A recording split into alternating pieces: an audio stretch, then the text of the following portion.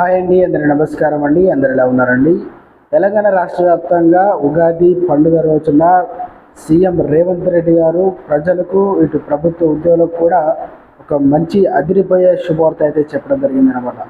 ఆ శుభవార్త ఏంటి, ఏం ఏం చెప్పారు అనేది ఈ వీడియోలో వెళ్ళి పూర్తి ఇన్ఫర్మేషన్ అనేది తెలుసుకుందామండి. ముందుగా వీడియో చూస్తున్న ప్రతి ఒక్కరు కూడా వీడియోని తప్పకుండా లైక్ చేయండి. చాలామంది వీడియో ఇస్తున్నారు కానీ సబ్స్క్రైబ్ అయితే చేసుకోవడం లేని, దయచేసి సబ్స్క్రైబ్ చేసుకోండి, సపోర్ట్ చేయండి. తోటి మిత్రులందరూ కూడా వీడియోని షేర్ చేయండి. వివరాలకు కనుక వెళ్ళినట్లయితే తెలంగాణ ప్రజలకు ముఖ్యమంత్రి రేవంత్ రెడ్డి ఉగాది పండుగ శుభాకాంక్షలు చెప్పారు. ఈ ప్రకటన విడుదల చేశారు. అయితే ఆదివారం నుంచి శ్రీ విశ్వాసము నామ తెలుగు సంవత్సరం ప్రారంభం కానుంది. అయితే నూతన సంవత్సరంలో రాష్ట్ర ప్రజలకు శుభం కలగాలని, ధర్మబద్ధమైన కోరికలు నెరవేరాలని ముఖ్యమంత్రి ఆక్షేపించారు.